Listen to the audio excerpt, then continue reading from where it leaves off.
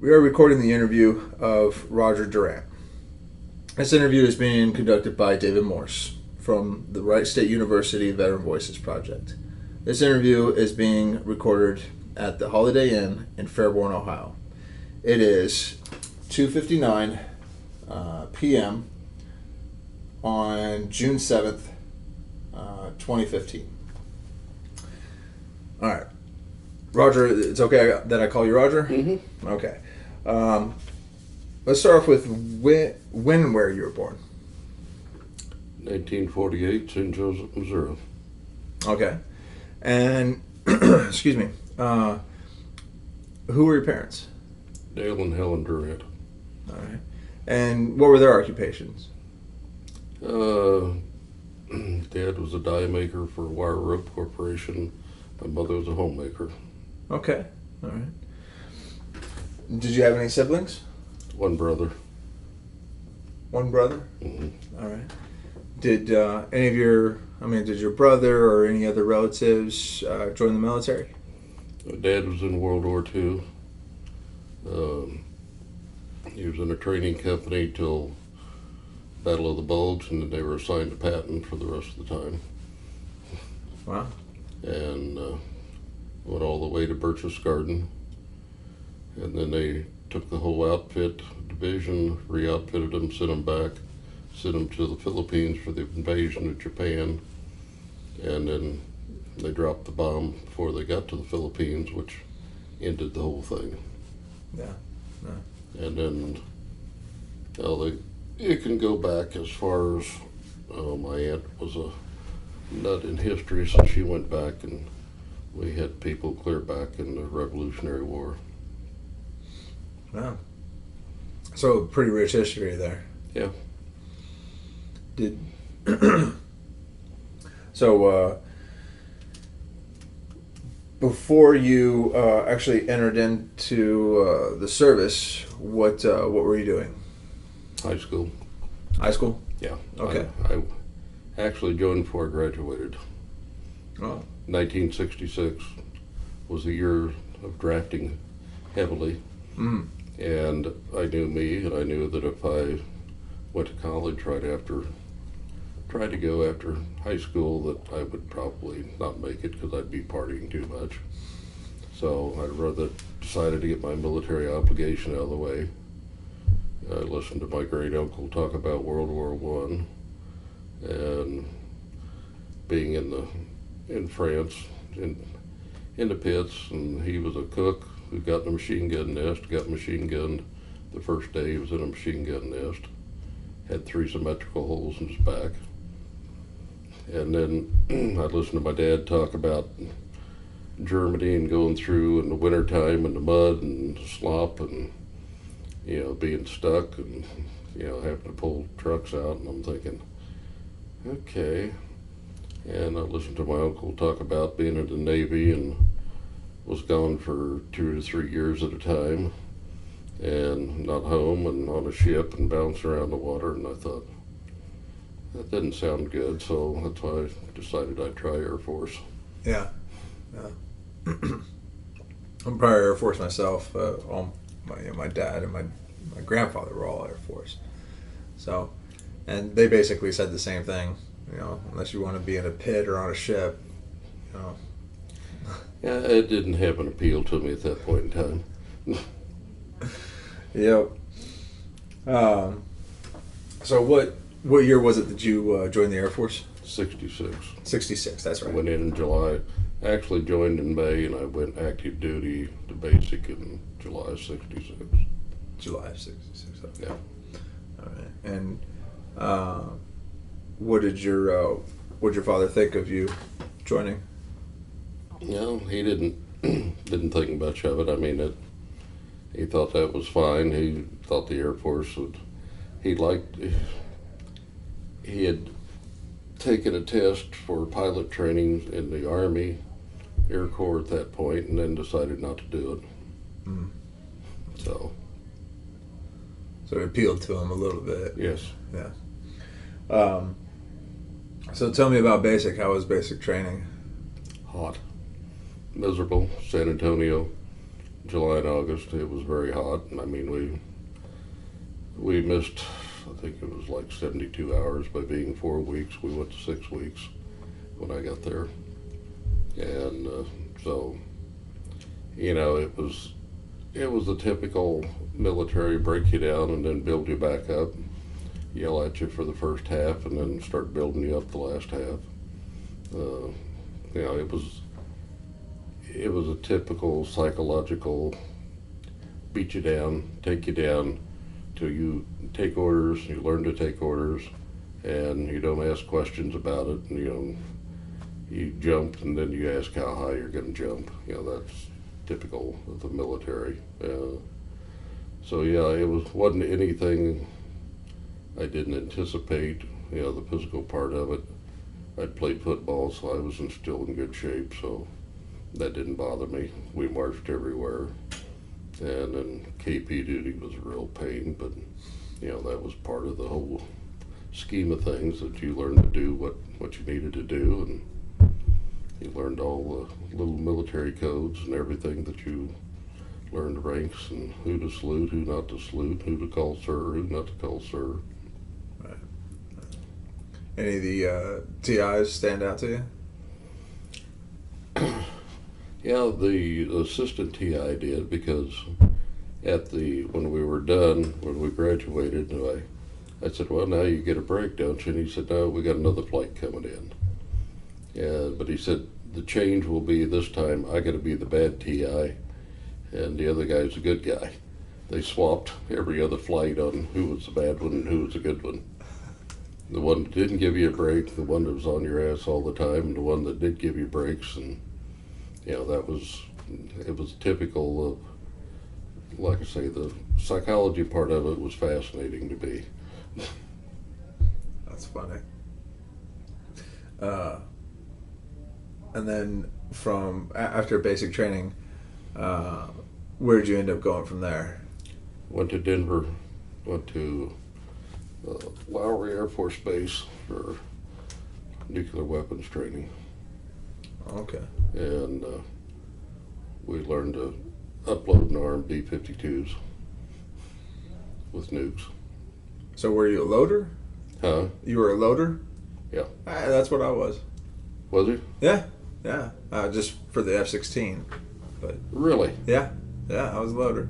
Yeah, I was a bomb stuffer for 52s, and then I went to Maine, was up there for 14 months, and then went to the Air Force's largest airplane, down to the smallest in the O1 Bird Dog and the O2 with forward air controllers. So I went from stuffing bombs to stuffing rockets. Wow, that's pretty cool. Yeah, it was different. Yeah. No, yeah. Yeah, that was, you know, the nuke part of it was fascinating. We went through all the stuff and in there, and then, yeah, it was very interesting on what, you know, now they talk about dirty bombs and backpack nukes, and I'm going, you know, as far as I know, you still got to split the atom, which takes a lot of, what they're talking about is radioactive material in backpacks, and then fanning that out, which is cleanable in most incidents. It's not. So yes, that's. I also went through about, I don't know, half a dozen Homeland Security schools, because I did emergency management after I got out as a volunteer. Oh, okay. Wow. So how long was your training out there in Denver? Got there in August of '66 and left in December. And got to Loring, Maine, in the day before New Year's, so we spent New Year's in the transit barracks. And then got there in the middle of winter, and it was snow and it was cold, but the next winter was even colder and more snow. Yeah, it was an interesting deal. Wind chill of equivalent 110 below,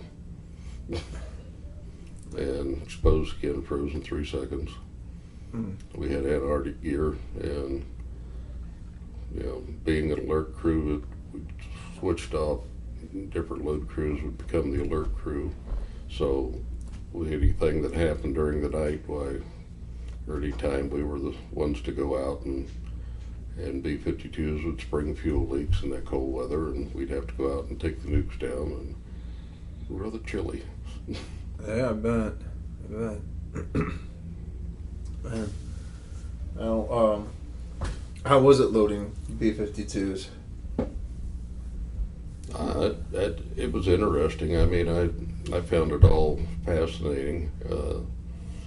The noise levels was tremendous. You'd be uploading one, and one would come screaming out to taxi out for taking a flight, and oh my gosh, it was, the fallacy to the whole thing in that program was, if all they had in those days was rubber earplugs, so you couldn't hear anything, so you had to communicate when you're loading, when you're rolling the nukes into the bomb bay, stop, go, left, right, up, down, and so you pull the earplugs out because you couldn't hear. And then about that time, one would taxi out for a practice flight, and oh yes, it would just ring. Yeah. How, so,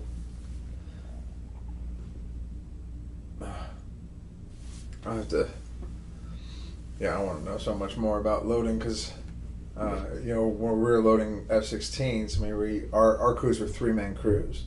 How big were your crews for B-52s? 4-man? Okay. Yeah. So not that much bigger then. No. Huh. No, it wasn't, and, the nukes that you see over in the 4 nuke packages that they have at the museum, that was basically what we loaded.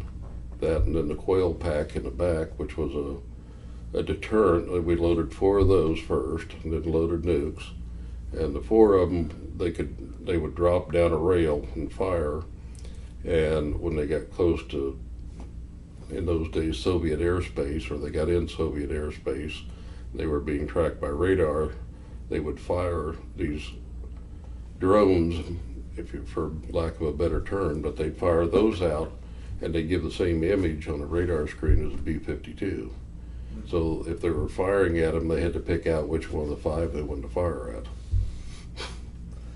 That was its defense mechanism. And then also we had Hound Dog missiles, which had nuclear warheads in them, and I armed those. So we put a nuclear weapon inside the Hound Dog, seal it up, and then they had jet engines, and they had a limited amount of fuel, and they would take off, and they would fire, and then they could hit it. Technically, they could hit 6 targets. They had 4 nuclear weapons in the bomb bay, 1 on each wing. Wow. And in those days, we flew what they called, we'd have chrome dome missions, which was live nukes flying over the Arctic Circle 24/7. So there was always a bird up or a bird coming down. And what time period was this?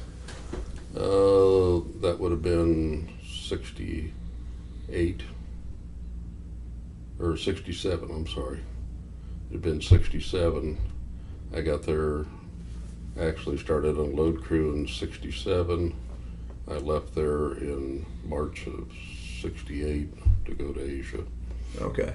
So you're there about 14 months. 14 months there in Maine. Yeah. Okay. And so did you do anything for recreation there in Maine? Well, they had a ski slope on base. You could go rent skis and play around. We went bear hunting a few times. Never got anything, but we had fun. And there wasn't a lot to do. It was fairly isolated. We always, Margaret Chase Smith, who was a senator, had our isolation pay taken away. The closest town was 20 miles either direction. So pretty much on base most of the time. Yeah. I actually have, my parents live out there in Maine. Really? Where at? Bangor. Oh, that was a southern city. Yeah. That's, you guys are way up there. Well, yeah, Loring was clear up in the tip every time a 52 took off north. They violated Canadian airspace. Yeah. Yeah, we were in the far northern tip. You were Southern Canadians. Pretty much. Yeah. Yeah, and where I worked it was the second base, after the Manhattan Project, it was the next base that assembled or disassembled nuclear weapons. And so today, the area where I worked is all fenced off, and signs are up that's unfit for human habitation because of the radiation exposure. So we drank water from a well that was condemned for PVCs and radiation. Yeah, I heard they shut that base down. Let me ask you this. Did you have to wait on ammo as much as we had to wait on ammo to bring your munitions out? No.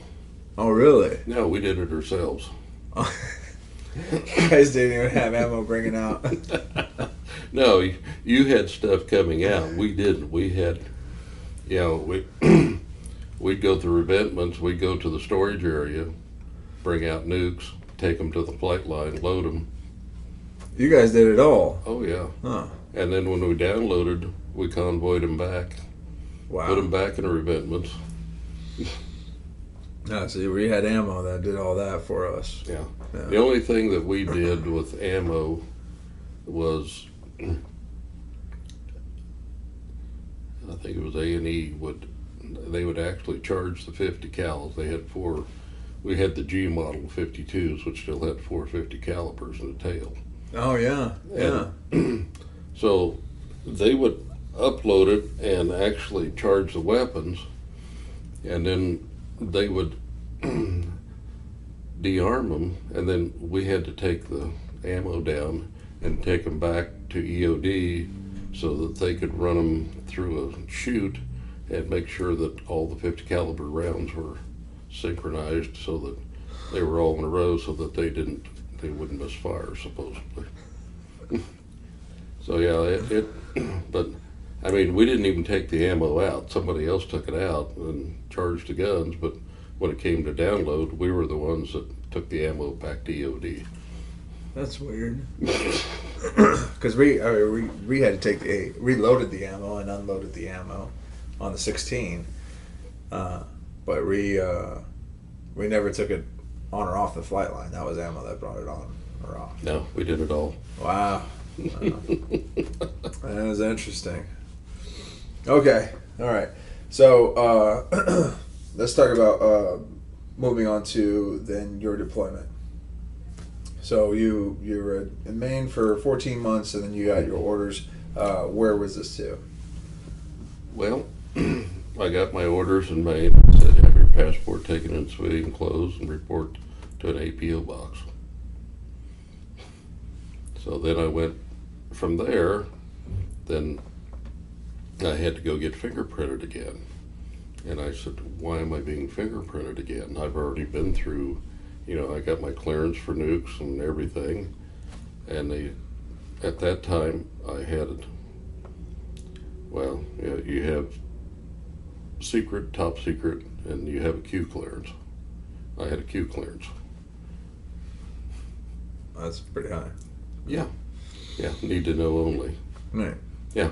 The reason I had to have Q clearance, because we had to take weapons in and out of a nuclear assembly area, and you could not go in the area without a Q clearance. I had to have a Q clearance to get my mail.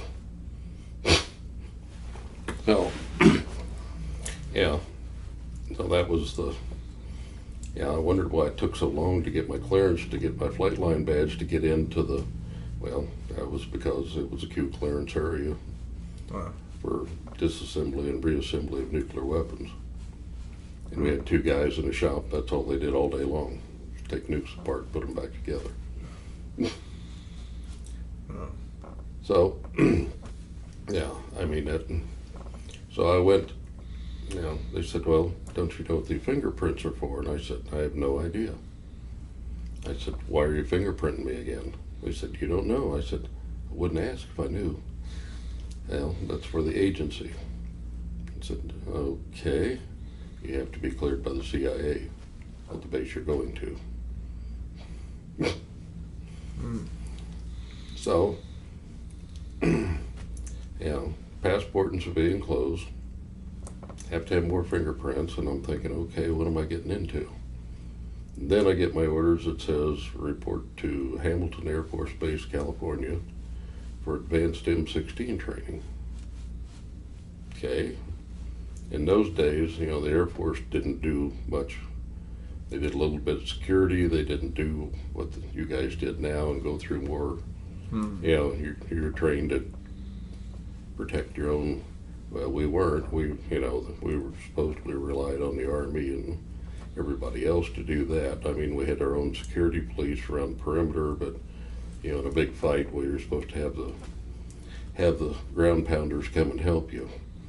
Well, so what that turned out to be was we learned to fire M16s from the hip. We learned night fire. We learned trigger control. We'd have to put 5 rounds in, be able to fire two bursts on full auto, and that was part of the trigger control method. We fired M140, which was a grenade launcher under the 16. We shot those. We set up claymores. We fired claymores. We fired Laws rockets, and that was then. We spent a day on hand-to-hand on how to kill people with anything that you can get hold of. Turning you guys into Marines. Well, you wondered at times what we, and then we went through night fire and through grenades. So yeah, it was a fast package. Here you are. Here's everything you need to know before you go. So I went in uniform, got into Thailand, and then went over and with orders and said, okay, you're going to NKP, okay, Non-Commandant Royal Thai Air Force Base. Good, never heard of it. And everybody I asked about would always say, oh, that was that secret base. All right.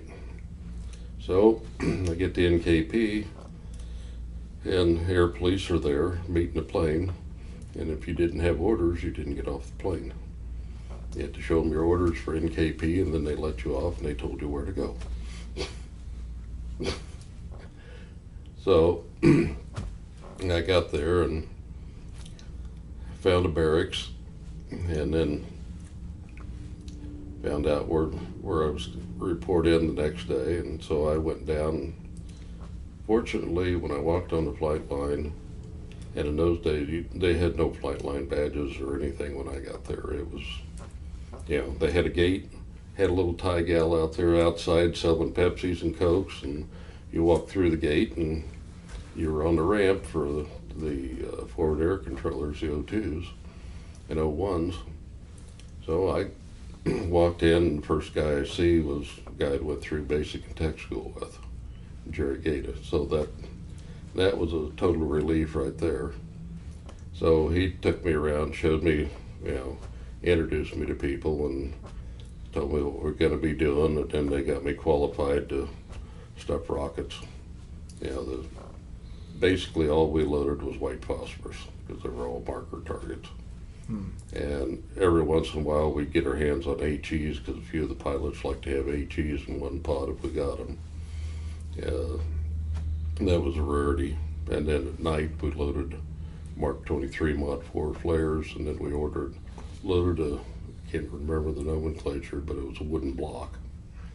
And it was a flare, and it dropped down, and no parachute, it hit the ground, and poof, it ignited on the way down, and then some of the pilots they'd come by and say, would you take that Army wire off? Why you want that, sir? And he said, well, when you drop them without the arming wire, he said, they don't arm. And he said, when they hit the ground, they're just like a mini napalm. He said, really lights things up good for us. Okay, so all the Mark 23 Mod 4s, I don't remember what the sequence was, but they were all the same setting. So when they released, lanyard pulled, parachute come out, they floated down for so long, depending on the altitude they were dropped down and before they went out. So, you know, that was basically the routine. And then in the midst of all that, why, I found out that if I volunteered, I could fly a few combat missions. So I flew 4 combat support missions, and probably the one that sticks out the most to me was Major took me up, got my parachute, got my 38, got my survival vest. We climb in, we take off, and before we take off, the company clerk comes up, who happened to be my roommate, and Smitty goes, you got your knife on you? And I said, yeah, why? Is it sharp? I said, yes, it's sharp, why? Let me have it. I said, why? He said, the old man's here and wants everything by the book. Okay, what's by the book? Well, I cut off my stripes, cut off my U.S. Air Force on my fatigues, took my ID card, took my dog tags, and told me if we got shot down, we had 24 hours on the ground, then we'd be written off as missing in action in South Vietnam, which was a few hundred miles away. Wow. So we fly down to Ubon, out over Laos, come back in, and we refuel, take off, come back. We're coming up the Mekong, and we get I can't remember what the daytime name was, but the C-130s, and they told you what was going on, you know, if something was going on, why, they was a control station, basically flying control. And they told us to leave immediately or over an NBA fire zone, artillery zone. And I'm looking out and I'm going, oh, this can't be good. And so the pilot looks at me and he goes, well, he said, he said, our electrical's malfunctioning. So he said, we don't have electrical. He said, the compass I don't trust. So he said, we're going to stay where we're at. He said, you watch for white puffs of smoke. I said, what are we going to do if we see white puffs of smoke? He said, well, we'll take evasive action. I thought, yeah, on an O2 at 100 knots, we're not going to evade a lot. And he said, okay. He said, I better tell you this too. He said, if we get hit in the rear engine, he said, because they were overgrossed in the O2s because they had so many radios in the back of them to talk to different units. That was before somebody figured out we could change frequencies and not have to have, I have had one radio for Navy, one radio for Air Force, one for Marines, yeah, one for the Army. They all had different radios, different frequencies, different bands. It was crazy. So he said, look and see what, you know, if you see the smoke, he said, we get hit. He said, you see the red handle on the door beside you? Yes, sir. And he said, pull the handle, push on the door will fall off. He said, let go of your lap belt, roll out, count to 10, pull your ripcord, try not to land in a tree. When triple canopy jungle, I'm going, okay, that ought to be a trick. And so that was my total parachute training right there. So we got back without incident, and I think there's still a pucker mark in that O2 seat somewhere, but yeah, other than that, why, it was business as usual. So, you were, how many flying missions did you end up going on? 4. 4 flying missions? Yeah. Okay. Yeah, probably the funniest one was a captain, and he said, you ever been on a rocket pass yet? No, sir. We were in Laos, and there was papasan down in the middle of a rice paddy working. And the next thing I know, we're up on the edge. We're doing a dive. He said, "Oh, we're not going to fire anything." And we did a rocket pass on, and that's when I knew a man could walk on water, because from the middle of the rice paddy to the dike, there were 3 ringlets. And it was probably 50 yards. That dude was moving.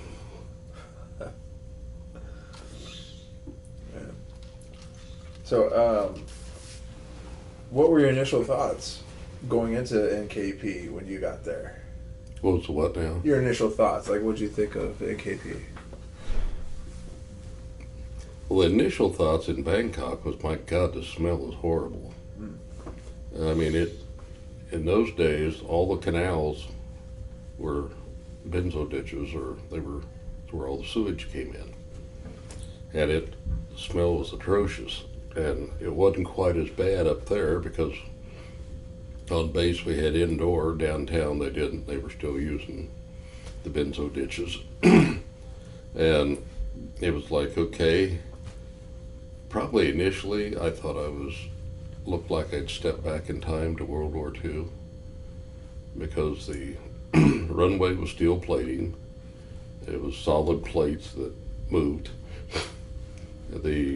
All the ramps were PSP, steel plating with holes in them for water to drain. And, the roads were all dirt. And there was probably, I think they said there was less than 3,000 GIs. That was Army, Air Force, Navy, and Marines on the same base. And the Navy was there flying P-2 Neptunes, and the Marines were their gunners with 30 cals in the back. There was 2 gunners for every Neptune. They were dropping sensors over the trail and getting the hell blown out of them all the time. They got annihilated with great vim and vigor. They lost a lot of aircraft and people. There's 3 of them here in this group today, and they flew on one of those. They did a lot. So when I got there was no jet aircraft on the base. The only jet engines were the Jolly Greens. We were flying O-1s, Bird Dogs, and O-2s. Had A-1Es. Air Commandos were flying T-28s. They had a U-10, which was a Psychops plane that they dropped leaflets out of in different packs. They were stall aircraft for short landing takeoff. They would go into some of the strips in Laos. And then we had the A-26, which had been a B-26 in World War II. And since the Thais didn't want any bombers at the time they went in, they renamed the aircraft attack aircraft instead of a bomber. And they didn't use the bomb bays. They put the bomb bays in fuel cells so they could stay on station longer and just use the wing stations. So yeah, it was a step back in time. Well, sounds like it. So, and then you found your main mission to be, was it loading mostly the rockets and flares and stuff? Yeah, that was it. Wow. I went through, they used three aircraft in those days for forward air controllers. They used the O-1 Bird Dog. Then they used the O-2s, were taking over when I came.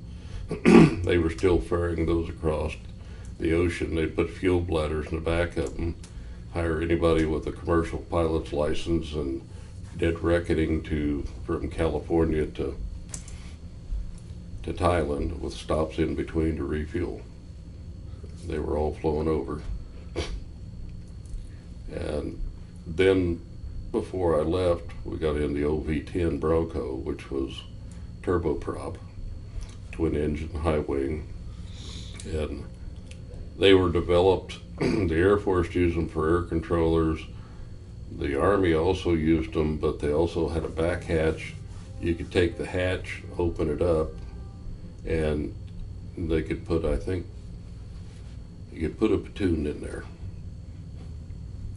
in the back of it. Now, it was never used. They had 2 M60 machine guns on each side. They had 4 M60s, but later on they were used. They were installed. They were not installed when they got there because the commander at that time said, "I'm not having armed my men with armed aircraft. They'll want to shoot at trucks on the trail." So they initially started without them, then they came with them later on. I see. So how long were you at NKP? 12 months. So, okay, so full year. Yeah. All right. And then did you then go back to Maine? No. Now my roommate was a company clerk, so I got in a 10-day quick leave, came back to the States, and that was another trip in time. Since I'd flown combat missions, I got to come back as a combat crew member, so the only thing that could bump me was a bird colonel. And so we got to Bangkok, got on the plane, got on a 141, and they said, "Anybody want to come up to the cockpit? You can." So I'm looking around, all these other guys are all sitting there looking around. Well, hell, I'll go up there. So I went up, sat down, and in the jump seat between a pilot and co-pilot. And co-pilot was captain, the pilot was lieutenant colonel. And I'm sitting there looking, and I said, "Colonel, you got a problem with your oxygen mask?" He goes, "Huh? What?" I said, "You got a hole in your oxygen mask, in your hose." "I got you right." Put his hand on it, turned it, "Oh, I put my hand on it, it's good, it'll work." Okay. So as we're flying along, they wanted to know what I was doing, and I told them, I had orders for Vietnam. And so the captain manifested us all the way to Dover, Delaware, where the plane was going to stop, so we couldn't get bumped on the way. And they had a problem in Okinawa with people being there for up to a week trying to get a flight out and couldn't get one. Well, 10 days I didn't have time to jack around. We had to get there. So I'm sitting up there and I'm talking to them, they're liking me, and we're flying over the Ho Chi Minh Trail, and he goes, "Oh my," he said, "keep your eyes peeled." I said, for what? He said, "We're under a MiG alert." Okay. I said, "Well, what are we going to do if we see a MiG?" "Oh, we'll take evasive action." I thought, God, I've heard this before. Yeah, in a 141, we're going to take evasive action on a MiG, right?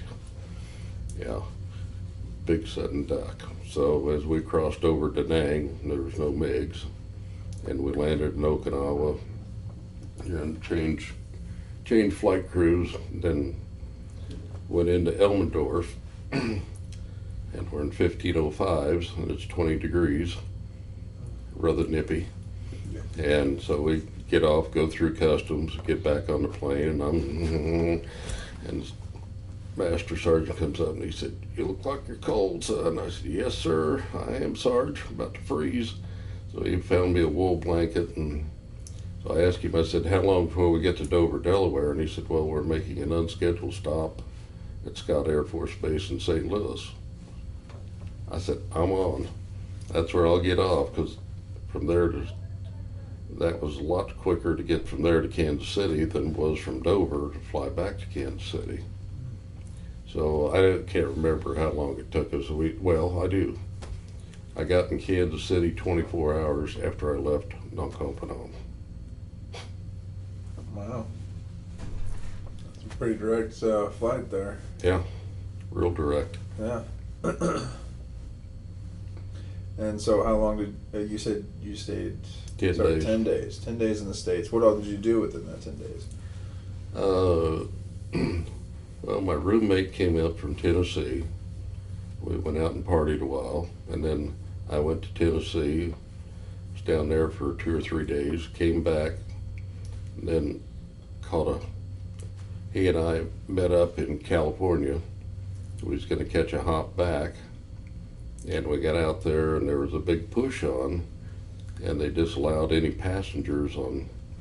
They would not take passengers on any cargo planes going back. So I wound up having to get a hold of my mother and have her get money out of my savings, Western Union. So it cost me $550 to buy a ticket from California to Bangkok. Wow. It was either that or they had so many people doing it at the time that they were court-martialing them and losing the stripe over being late. Because prior to that, we had one guy do it and he turned himself in AWOL, so they put him on a plane, sent him back, nothing happened. Well, when we got there, that didn't work. You were going to be AWOL and you were going to get court-martialed. So we bought our own way back. We had civilian clothes on. We had our passports. And that was where I had an embassy passport. So that's where it came in handy when we got in Bangkok. And we're standing in line with all the other tourists going in. And this Thai guard comes up and looks us over and he goes, "Passport, passport." I was 45, as big as he was. So I showed him my passport. He said, "You come with me." And I said, "No, he's with me too." "Passport." So we showed him our passport. He walked us around everybody, took us up, put a 10-day visa stamp on it, and he said, "You Didi Mao, get out of here." So we got over and we went to Dong Bong on the military side of the base, and the guy looks at us and he says, "Well, you can't fly." And so I said, "Don't worry about that, dude. Just when's the next flog out of here going to NKP?" So he told us.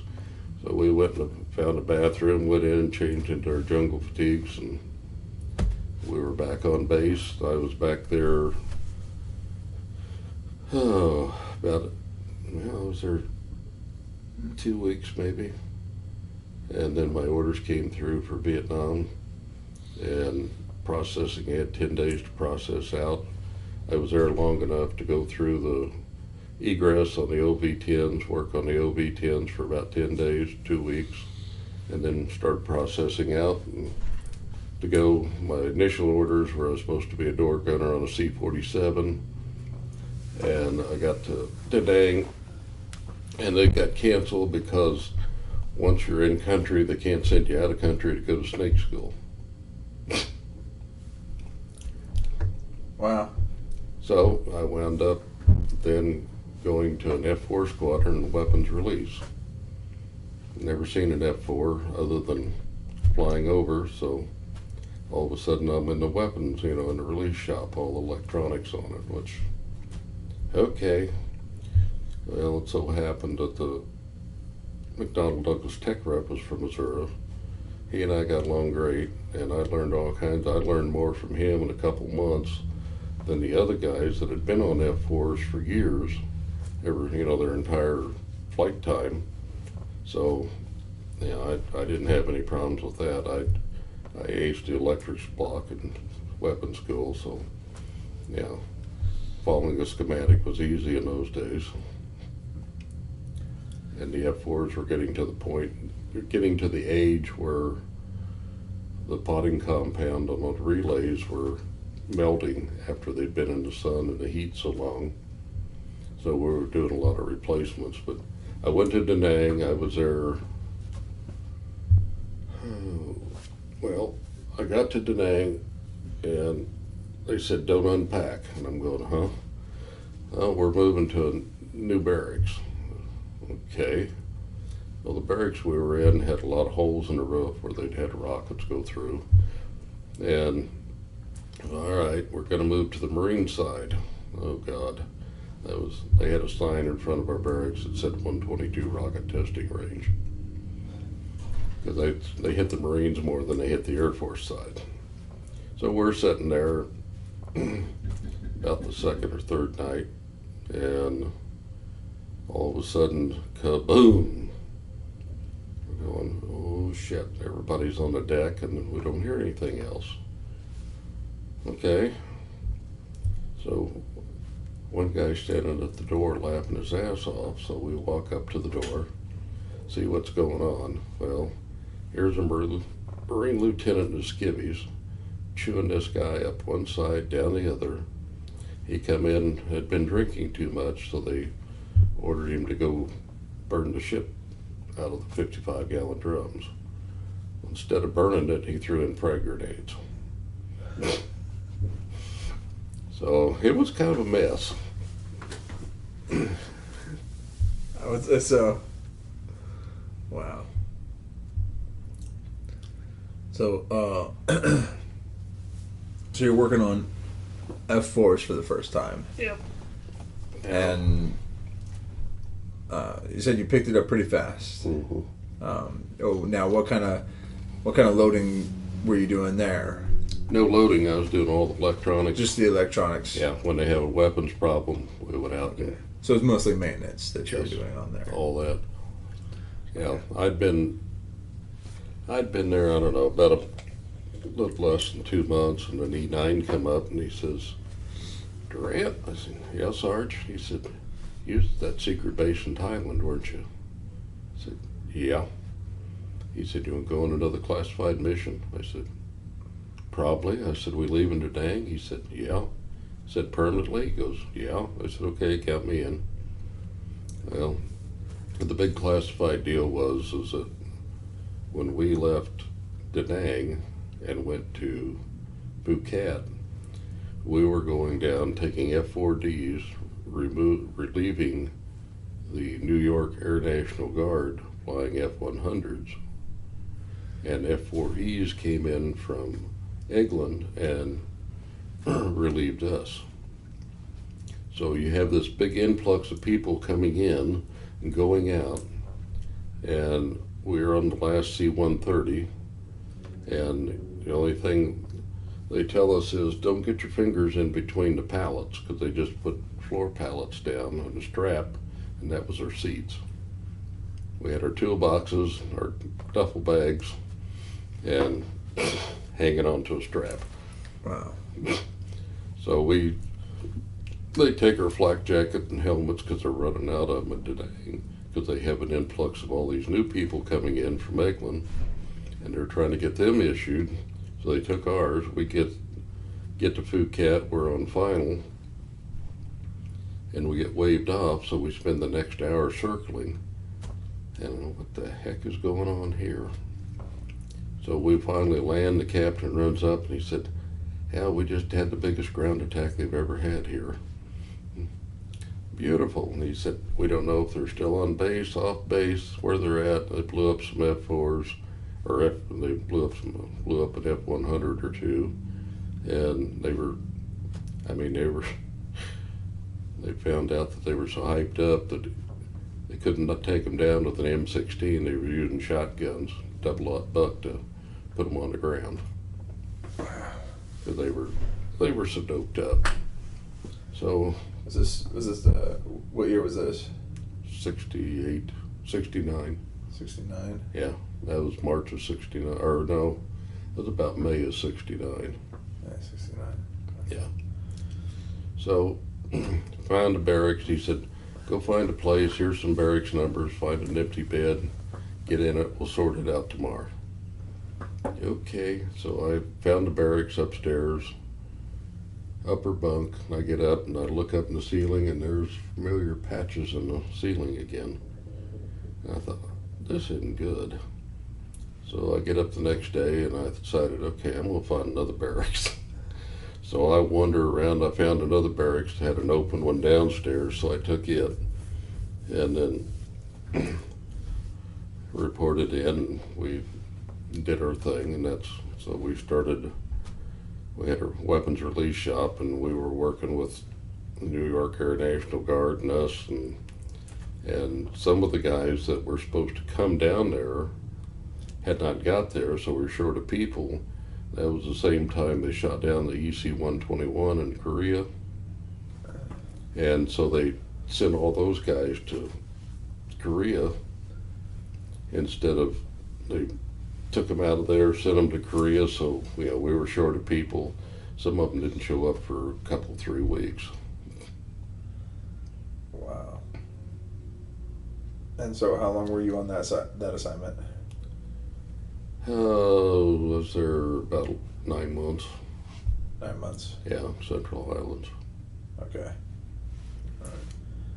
And then, where did you end up being allowed to come back to the States from that point?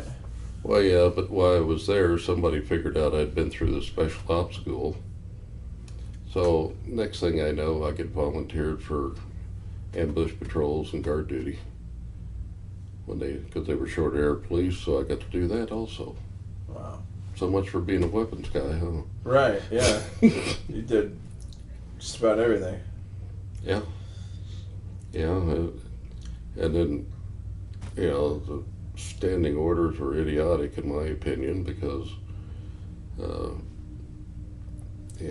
you couldn't fire on anybody unless they had a weapon on them, visible weapon.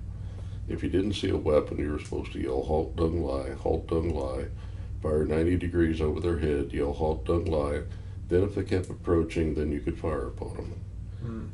Okay, I had a zip come through on me that night, and as I lowered my M16, I didn't even get the halt, don't lie in.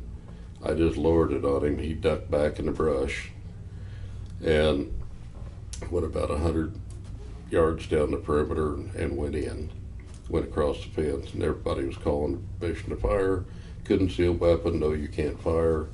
Well, the guy just walked through a minefield. Yeah. Wow. Which tells me that, he already knew what he was doing, and he wasn't there.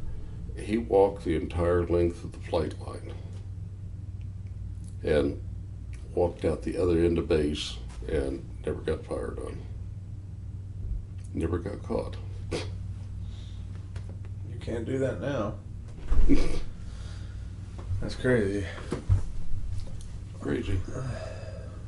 But see, so yes, I went through, the one thing at NKP I didn't tell you about that probably weighed on me heavily. I armed an aircraft one morning, and Steve Long and my roommate come back in, woke me up, and he said, how many people were in the plane with Lieutenant Long? And I said, well, there's an E-8 in there, and he had on jungle fatigues and stripes, which he wasn't supposed to have on, new jungle fatigues. Had his stripes on in the U.S. Air Force, and he said, well, he was shot down. Well, it took me 32 years to find out he was still alive. He got shot down.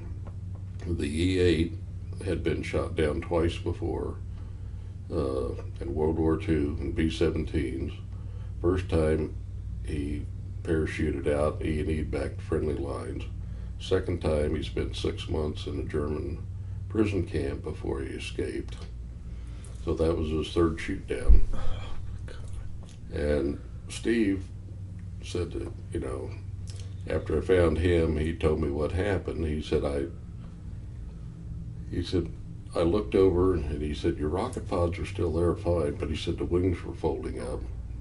He said, I had no rudders, no yoke. He said, had no controls. And in the shoot down report, the E-8 said the lieutenant pushed him out the door. And Steve rolled out. He said, I think I hit my head on the aircraft as I was going out, because it knocked him out temporarily. And he said, next thing I remember is the wind coming up under my face mask and his helmet shield. And he said, and I reached, and he said, on the third try, I got my D-ring. He said, I pulled it. He said, the next thing I remember was the full impact of the chute in the ground.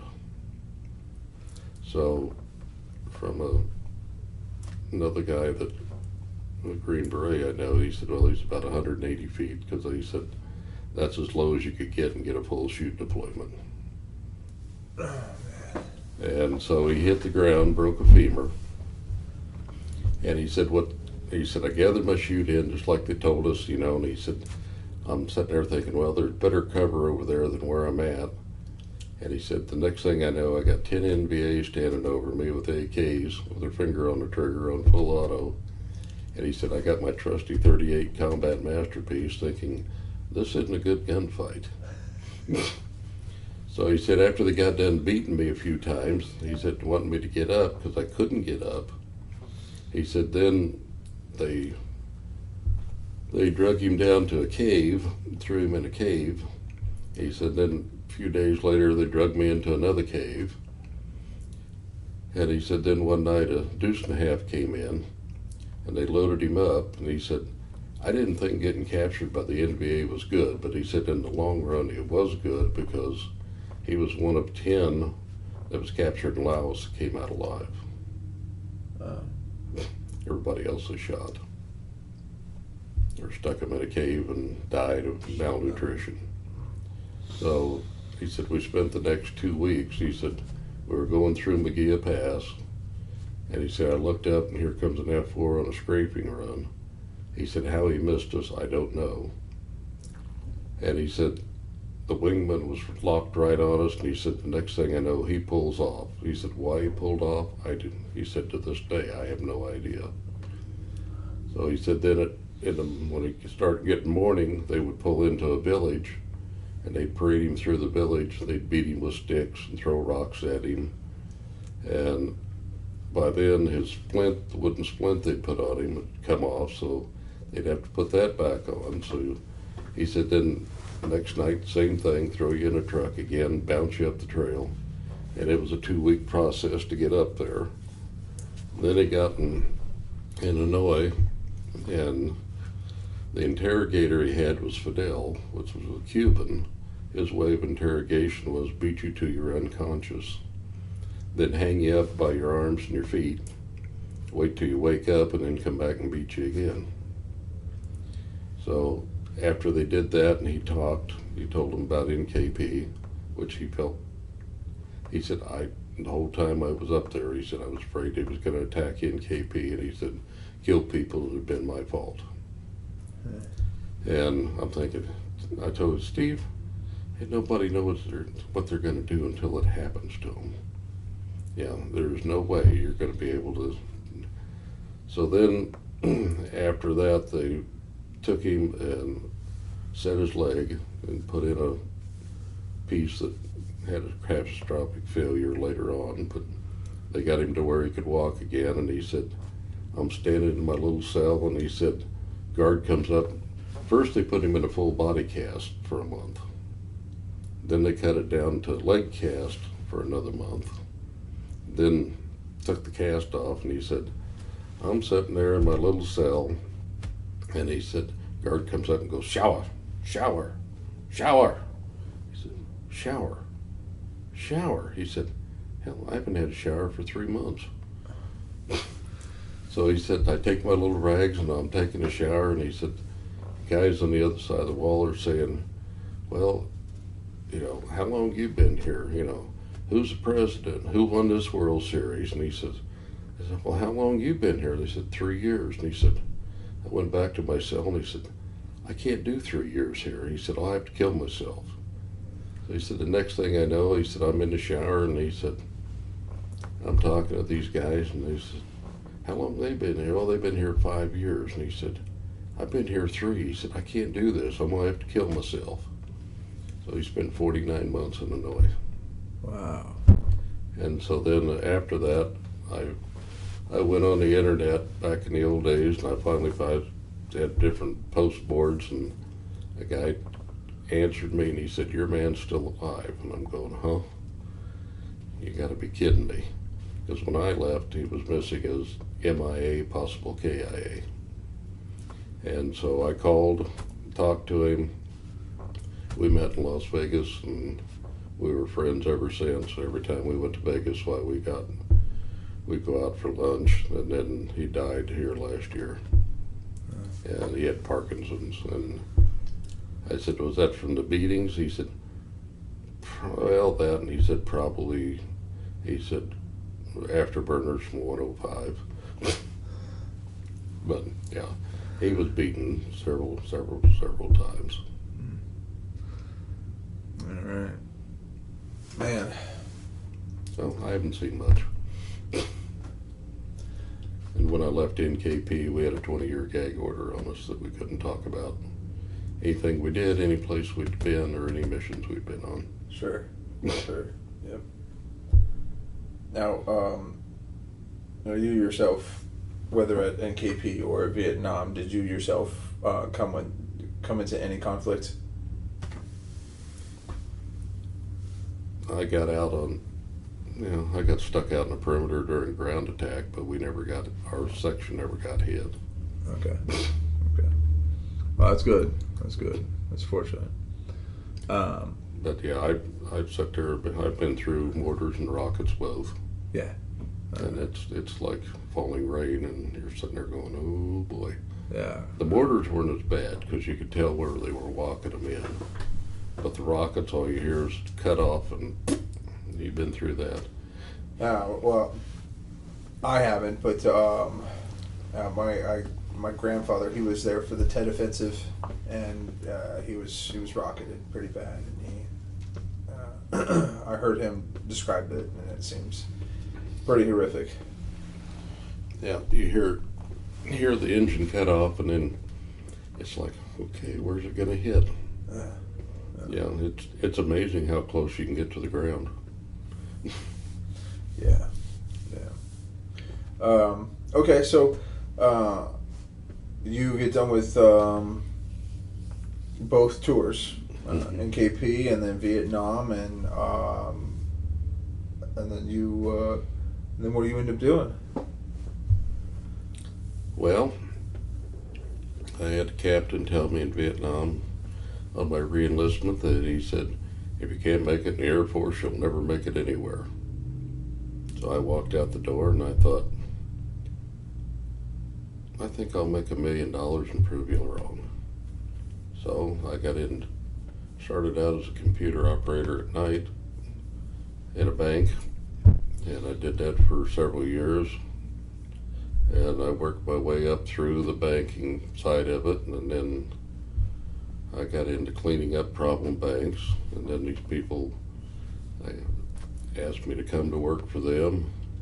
I went to work for them, bought their bank, and just sold it a little over a year ago. Oh, really? Yeah. Wow. So you made your million. Mm-hmm. There you go. Very good. Very good. And so with all of that, just kind of asking some concluding questions. The stuff that you learned in the military. Mm-hmm. I mean, I'm sure you can really apply this. I mean, you kind of just said a little snippet on this, and I'm sure you'll apply more. But what lessons did you take from the military that you applied later on in your life? Well, I spent 9 years doing emergency management, and I spent 15 years on an ATF task force board, Violent Crimes Task Force. So, yeah, I had drug dealers at gunpoint, and basically I would say that what I learned discipline. I learned to think. I learned to find a situation, how to solve a situation. Everybody has a different route to solve it, as long as the end result's all the same. That's what I always told my bank employees. We have a problem, how we going to fix it? The end result's what we all need. How you get to it, somebody might have a better way. You might look at this. I always tried to listen to them, listen to the board, see what they had to say. And I learned to listen a lot. I had a director once, and he said, I'm going to start my board up, because he said, I've watched you, and he said, I see how you handle it. He said, you bring the problem. He said, you let everybody talk about it, and he said, you find a middle ground for everything. I said, well, if you think you know everything there is and you're a dictator, that isn't worth a damn. If you sit down and you listen to people and you listen to both sides of it, there's somewhere in the middle that's probably going to work for everybody. And that's probably one of the things I learned. I learned to think on my feet. I had people ask me at emergency management, they said, well, how'd you know what to do now? Well, how'd you know, what to do with this? Where's it at? Where's the book? I said, there is no book. Everything, incident you get into is different. So therefore, you have to look at the situation, see what has to be done, and get it done. You don't sit around and say, well, I wonder if we ought to do that. I've been on fire scenes where you got a bunch of firemen standing around, they're getting no water. Well, you grab the hose and start running the hose and see if there's a kink in it so they get water. I mean, it's not rocket science, but people don't take the initiative to move forward. And that's probably where I got out of the military, was initiative to get things done. Right. And what year did you end up getting out of the military? 70. Okay. Yeah, I got out. I was supposed to get out in July, and when I went up to reassignment, the guy looks at me and he goes, "Oh, you've been over here long enough. You can pick any base in the U.S. you want." Oh, or you said you can get an early out. You got less than 6 months. I said, you didn't need to ask the first question. I'm done. I've had all the fun I can stand. And in fact, it scared me because I was liking it. I like the combat side. I like sounds crazy as it sounds. Well, I like the edge all the time and doing, and I decided it's time for me to leave. That's good. So this I think this is my this is my last question here. This is going to be going to the Library of Congress. There'll be a lot of people that potentially could be viewing this. With that in mind, what message would you like to leave for future generations? The message is, I think everybody needs to serve their country in some capacity. If you don't want to serve your country, if you want to and learn from history, don't try to destroy history.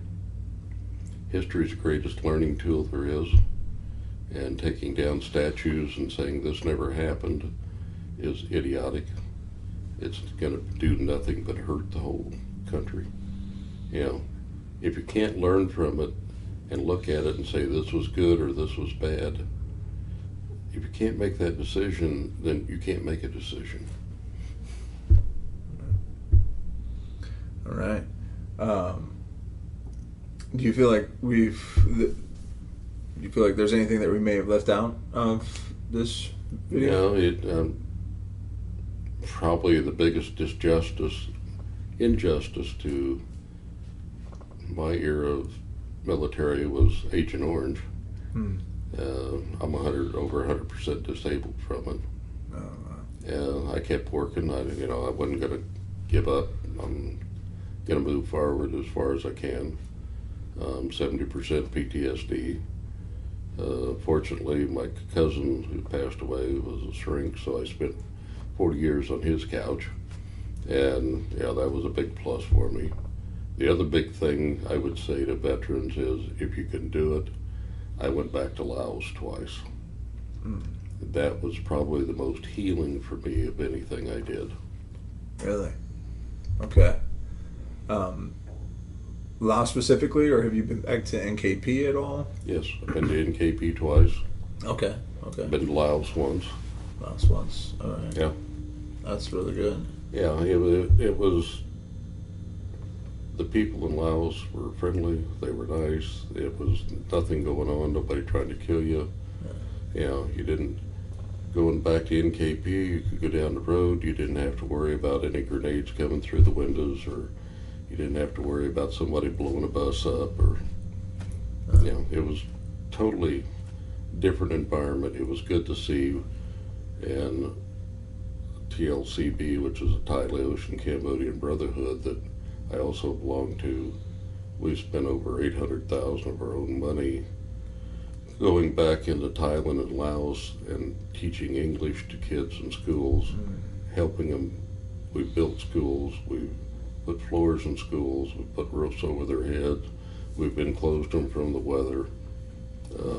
So that's been our mission, and we feel like that if you get one kid out of that whole group that gets something out of it, and English helps him with the village and gets things done for their village, it's worth it. That's great. I can honestly say, like, of the veterans that I know that have gone back to Vietnam, they've all really appreciated it, and it's really changed their lives. It's like I say, it's probably the best healing thing that I've done. That's awesome. And yeah, mine all started in Laos, so I know where it started. Right. And that's why I went back there. And once I got across the Mekong, and there was nothing going on, it was very peaceful. And you go around to these schools that we go to, you still see bomb craters. There's still dead ordnance around. People dying every day over there from the ordnance. We dropped more ordnance on Laos than was dropped in all World War II. Wow. I did not know that. Yeah. That's impressive. They're still finding bomb. Well, stop and think about it. You got a monsoon season, you got a 500-pound bomb falling from 10,000 feet. Oof, goes down into ground, sticks, doesn't explode, somebody hits it. We use so many CBUs over there, cluster bombs. That stuff is, you go in shops over there and you'll see cluster bombs stuck on a wall. They haven't been dearmed. We went in a restaurant that outside the restaurant they called the crater. Well, it would be if it ever had a fire, because there's a 1,000-pound bomb right down to a 250-pound bomb, all live on fins, setting up outside the restaurant. Now, before we end this, I just have to ask you one more question. So, did you load any heavies at any point other than the nukes? I mean, the nuke's probably the ultimate heavy, but yeah, no, that was all I.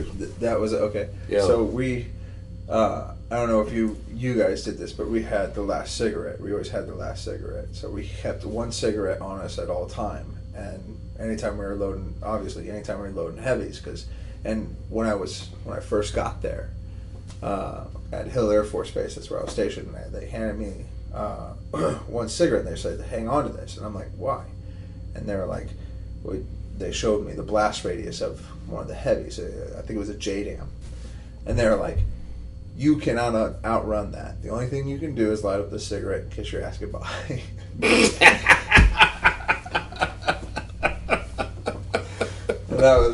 That was our thing.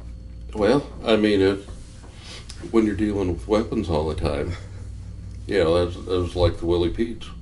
We finally installed 55-gallon drums with water, so if one leaked, you could go stick it in water, or if you got it on you, you could stick your arm in the water to keep it from burning until you could, do something else. Right. It's anytime you're dealing with weapons, you're dealing with death. And that was a benefit to me in emergency management. We had, twice the amount of blasting compound on the ground at home as what blew up Oklahoma City. And from a truck that come in, took the bottom off his off his trailer, and leaked all this out. So we had to close down Interstate 35 and Highway 36.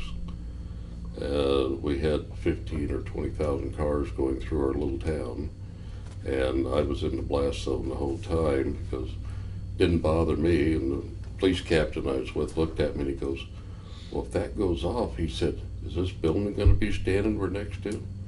I said, Galen, if it goes off, the only thing you're going to do is take a Ziploc bag and tweezers and pick pieces of us up. I said, yeah, it's history. And everybody was nervous, and that's one of the reasons they left me in a blast zone, because, it's a daily routine when you're loading weapons. Right. That is right. Well, it was a pleasure, and this concludes the interview with Roger